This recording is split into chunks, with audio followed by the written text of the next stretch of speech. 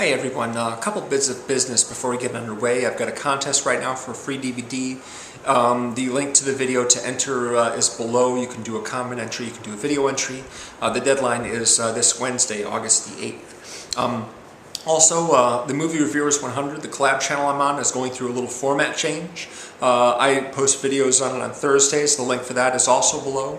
If you haven't subscribed, please do. We might have something good for you in the coming weeks. We're doing themes, but we're doing other stuff as well, so it's going to be a little bit different. I hope you tune in for that. So, 1992.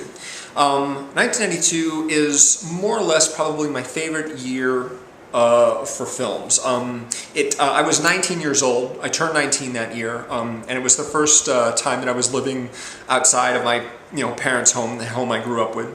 And there were a lot of films coming out that really made a strong impression on me. I'm going to get to my top 5 in a little bit, but I want to just go over some of the stuff that came out that year to set a context. I did a video 2 years ago for a friend of mine. She was born in 1990, and so for her birthday I made her a video on the 1990 films I recommend, because I gathered she probably hadn't gotten around to seeing a lot of them.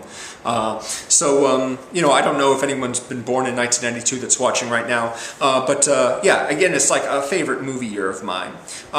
Batman Returns, one of my favorites, Batman films from the pre-Christopher Nolan area. Actually, probably my favorite. It's Tim Burton, of course. Michael Keaton, Michelle Pfeiffer's Catwoman, Danny DeVito as the Penguin, Christopher Walken. Really fun movie. My favorite Lethal Weapon movie, Lethal Weapon 3, came out that summer.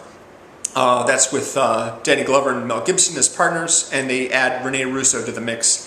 They're hunting down a former cop, who's turned criminal. It's above the other ones as far as some of the themes go, and it's just a good action movie overall. I'm going through the summer right now, what came out in the summer. A League of Their Own is a comedy which involved women's baseball during World War II. While the men were off fighting in the war, there wasn't any men around to play in the major leagues, so they created new leagues, and that's what this comedy is about. It's directed by Penny Marshall, and some of the people in it are Gina Davis and Lori Petty as sisters, Madonna, Rosie O'Donnell, David Strathairn, John Lovitz, and Tom Hanks is the coach for the team. He's hilarious. One of my favorite Tom Hanks performances.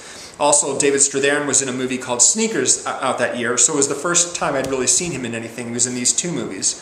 Sneakers is kind of a spy thriller with Robert Redford and Dan Aykroyd, Sidney Poitier, Ben Kingsley. That's a really good movie. The score is really good as well. And so when seeing him for the first time, I was really impressed with his acting. He's very, very good. He of course went on to get a Best Actor nomination for Good Night and Good Luck. Death Becomes Her is a Robert Zemeckis comedy. It's about Meryl Streep and Goldie Hawn. They take this potion that will sustain them and keep them walking and talking and thinking and living even after they're dead. So their bodies become increasingly twisted when they sustain injuries, but they won't die. It's crazy. Bruce Willis is in it as well. Alien 3 came out that summer. That's the David Fincher Alien film. Not really recommended. Also, Patriot Games with Harrison Ford. That's one of the Jack Ryan series. I'd recommend Hunt for Red October or The Sum of All Fears over that one. I'm not really big on the ones that Harrison Ford were in.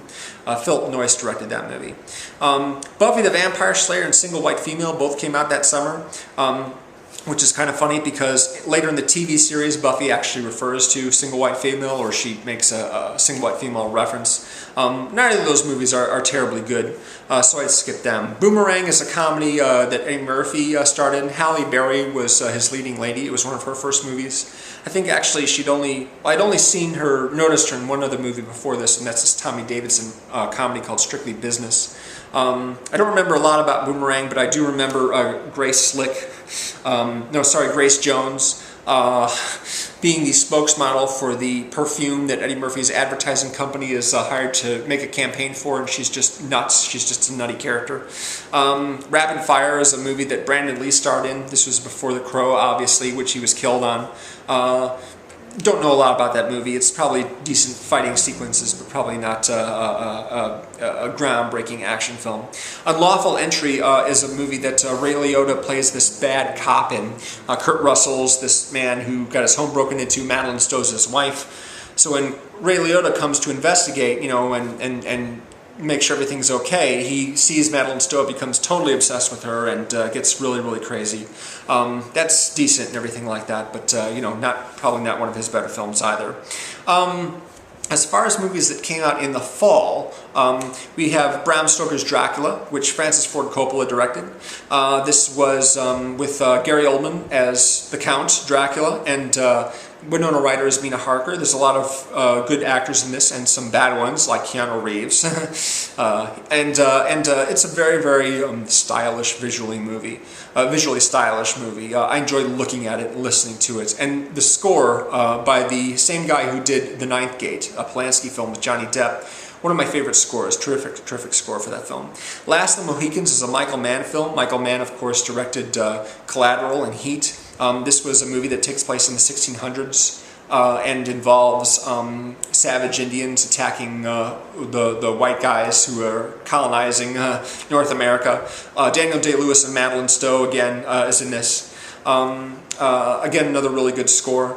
Under Siege is a Steven Seagal film, one of his best movies. If you could call any of them good, you could probably call this one good. Tommy Lee Jones and Gary Busey are the villains, and it's a lot of fun. He's the main character, Steven Seagal, but he's in this movie less than a lot of his other ones. They put a lot of emphasis on the supporting characters, which was probably what makes it better, because he's not in it as much. Malcolm X is a big biopic with Denzel Washington playing Malcolm X, and Spike Lee directed. Also, there's a big biopic called Hoffa, which is about the Teamster Jimmy Hoffa that disappeared mysteriously. Jack Nicholson plays Hoffa, and Danny DeVito also acts in it and directs the film. A very stylishly made film. The Crying Game was a Best Picture nominee. It was directed by Neil Jordan, who went on to do Interview with a Vampire and a few other films. Stephen Ray is the main character, but of course all the publicity was around one of the supporting people who got an Oscar nomination, but nobody wanted to say a lot about it because there's this big twist. It's kind of like Cabin in the Woods, only more so. The twist that everyone was saying, oh, you gotta see the movie, just don't let anyone tell you anything about it because there's a surprise. That's that big, one of the big beneficiaries of the lack of internet, and then there's Bitter Moon, which is a Polanski film with Peter Coyote. That's one of his very good films. He's made a lot of films. That's one of the good ones. Twin Peaks: Fire Walk with Me is a David Lynch movie. He did the series Twin Peaks, and then he made this film, which is actually a prequel. Sheryl Lee plays Laura Palmer in the TV series. Basically, it's all about her life and the days leading up to her death at the beginning of the television series, which everyone is investigating. It's hard to recommend that movie, especially to people who either don't like Twin Peaks or don't know anything about it. I think it's better if you're either a David Lynch fan or a Twin Peaks fan. A classic 90s horror movie is Candyman, which came out in '92. That's with Tony Todd, and has a very, very good score by Philip Glass, a really nice score. School Ties is a drama with Brendan Fraser and Matt Damon and Chris O'Donnell. Involves a Jewish kid going to a private school, kind of like Dead Poets Society, except that it's even more serious, I think, than Dead Poets Society. I think it's a better film. He's Jewish, but he's keeping that a secret from everyone because everyone around him, they're all Protestants, they're all Christians, and there's a lot of anti-Semitism just like under the surface of all these nice kids. Lorenzo's Oil is a drama that's based on a real story about a couple whose young son becomes very sick with this disease. No one knows how to handle it. No one knows how to treat it. So they spend every single waking moment of free time that they have researching this thing and coming up with their own treatment for it that actually works. Very, very good film. It's directed by George Miller, who did the first couple of who did the Mad Max movies. That's unusual for him. Nick Nolte and Susan Sarandon are the lead characters in that. Husbands and Wives is a Woody Allen film. It's one of his most acclaimed films, and it came out right as the scandal broke about him getting involved with his adopted daughter. He and Mia Farrow adopted a girl, and then he got involved with her, and they ended up marrying her.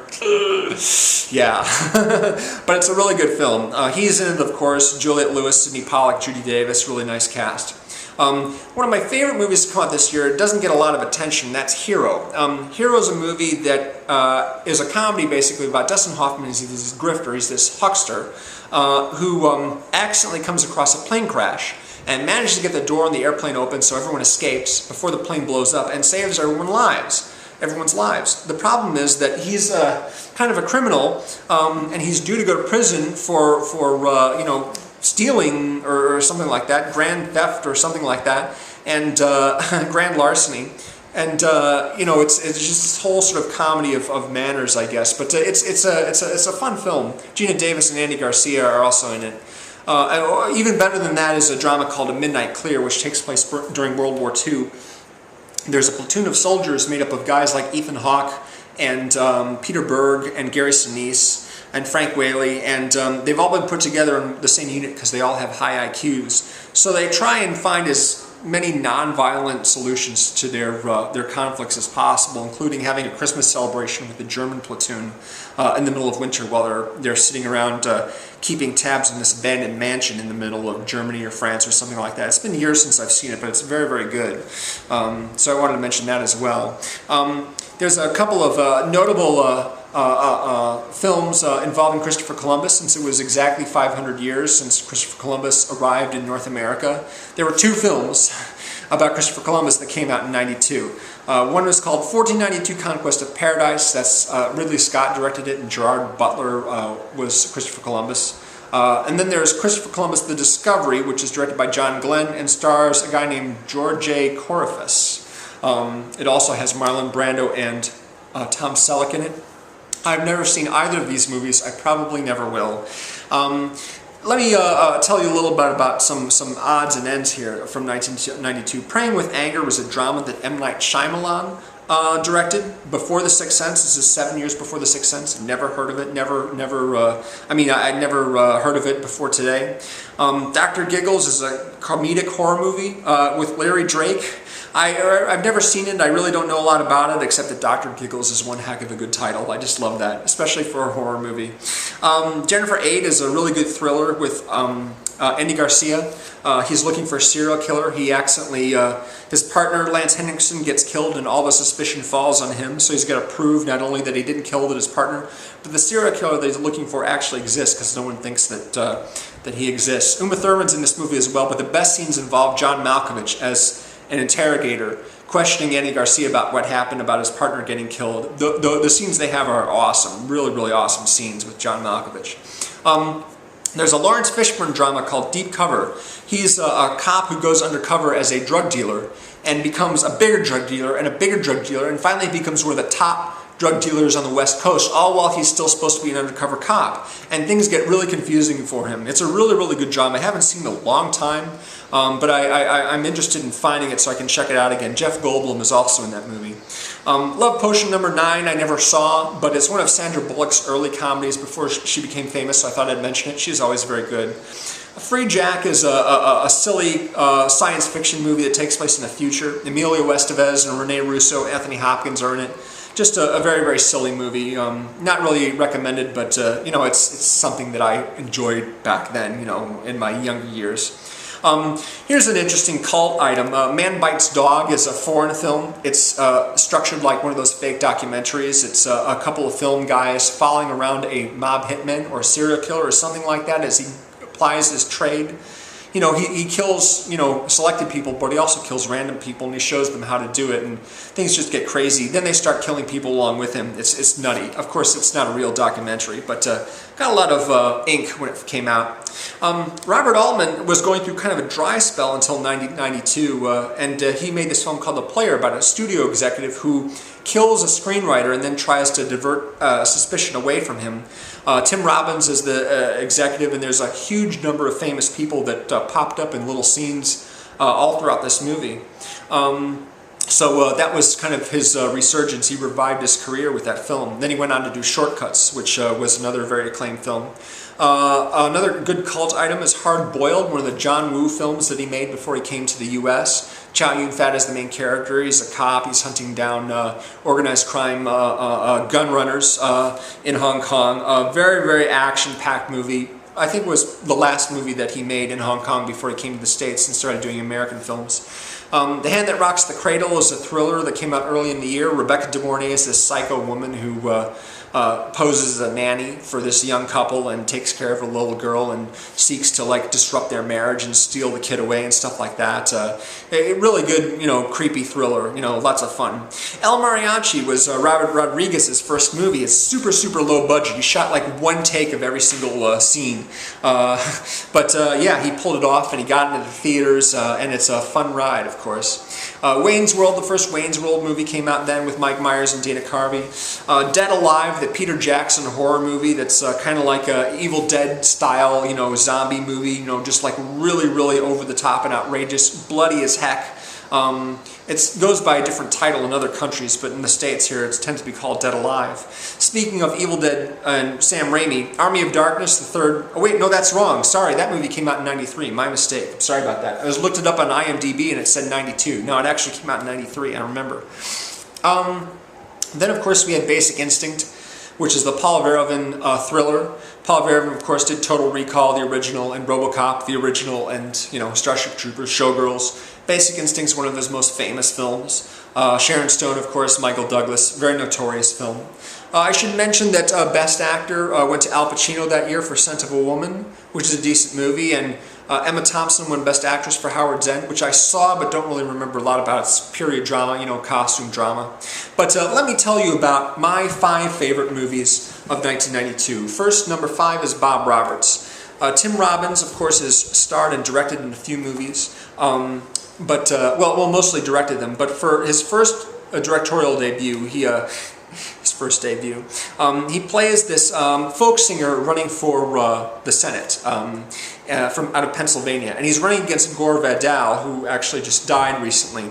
Gore Vidal is kind of the sensible guy, and Bob Roberts is the conservative, the ultra-conservative folk singer who talks about good old-fashioned American values, but was really kind of an elitist. He's got Alan Rickman and Ray Wise working on his campaign, 2 actors who are famous for playing villains. And not only that, but his doctor was the head drug dealer in the first Lethal Weapon movie as well. So he's got a bunch of character actors who played bad guys working for him. First movie I ever saw Harry Lennox in. First movie I ever saw Jack Black in. But it's it's a mock documentary like Man Bites Dog. But it's one of those movies where it kind of made me look at the political process a little more closely. If I saw it for the first time this year, I probably wouldn't like it as much because it's a broad comedy. But back then, I really didn't have a concept of conservative and socialist, liberal, whatever, those different types of people. There's the character played by Giancarlo Esposito, who works for a sort of a low-end newspaper, an independent newspaper, and he's working really hard to try and get evidence to show that Bob Roberts is actually a criminal, or that the people he work for are criminals, and get him out of the race because he doesn't want him, representing Pennsylvania. Really, really good movie. Lots of famous people in it, in small parts. It's a terrific movie. Still my favorite Tim Robbins movie of the ones that he's directed. My number 4 favorite movie of the year was Aladdin. Aladdin, of course, is the Disney animated film before Pixar basically owned all their animated movies and became the best. Aladdin's a really, really, really fun movie. It's with the young guy basically who's a street urchin, strikes up a relationship with a princess who doesn't want to be married to someone she's not in love with. And of course, Aladdin, the street urchin, finds the magic lamp with a genie in it. The genie is played by Robin Williams, and of course, Robin Williams gets to go crazy with all his impressions and all his different voices, playing an animated character. Perfect character for Robin Williams to play. Really, really funny movie. Just one of the best animated movies I've ever seen. Very, very highly recommend. I should say that of these 5 movies, 3 of them made my top 10 movies of that decade. Not top 20, top 10. 3 of them, which I'm going to get to in a second. And all 5 of them would be my top 100 list of all time if I actually made one of those. My number 3 favorite movie of 92, of course, Reservoir Dogs, Quentin Tarantino's debut movie. Y'all know what that is. I don't need to explain it. It's fantastic. Still my favorite Tarantino movie. Man, this was a pleasant surprise to see this for the first time. My number 2 film from 92, Glengarry Glen Ross, from the Mamet play, Jack Lemmon, Kevin Spacey, Alec Baldwin, Al Pacino, Ed Harris, Alan Arkin. What a great cast, what an incredible film, you know, just that dialogue, oh my goodness, you know, it's amazing. My favorite film, of course, was the Best Picture and Best Director winner for that year, and that's the Clint Eastwood Western Unforgiven, where he's the retired gunslinger who, you know, where he's trying to make a go of it on a pig farm with his kids. His wife is gone, and then Morgan Freeman and another kid come up to him and say, hey, we've got a job hunting down these guys who cut up a woman in this town. What do you say you get back on the horse and we go get these guys? And, you know, it's a fantastic movie, really, really terrific movie, and a well-deserved couple of Oscars there. Gene Hackman's also won Best Supporting Actor. Richard Harris, who played Dumbledore, he's in it as well. And, you know, as I said, Morgan Freeman. Terrific, terrific movie. So, yeah, those 5 right there, those 5 are all like big-time classics. Very important to me, all 5 of them. So yeah, that sort of makes, addition to a lot of the other stuff that I liked that year, not all of it, of course, that I liked, but the good stuff was really good and made a strong impression on me, which is why I oftentimes think of 92 as my favorite film year. When 93 came along, there was Remains of the Day, there was The Fugitive, there was Philadelphia, and of course there was Schindler's List. I'm like, oh my goodness, 1993 is so great. And I'm like, well, it's good all right, but it's not quite as good as 92. Anyway, since August is full of movies that maybe you're going to go see but haven't been like looking forward to for months, and September is kind of the same, with the exception of The Master, Paul Thomas Anderson's new movie, I thought I'd give you a few recommendations for rentals or streaming or whatever. If you feel like staying home and watching something, check out some of the great stuff that came out 20 years ago, because it's really, really great. Thanks very much for watching, and I'll see you again real soon.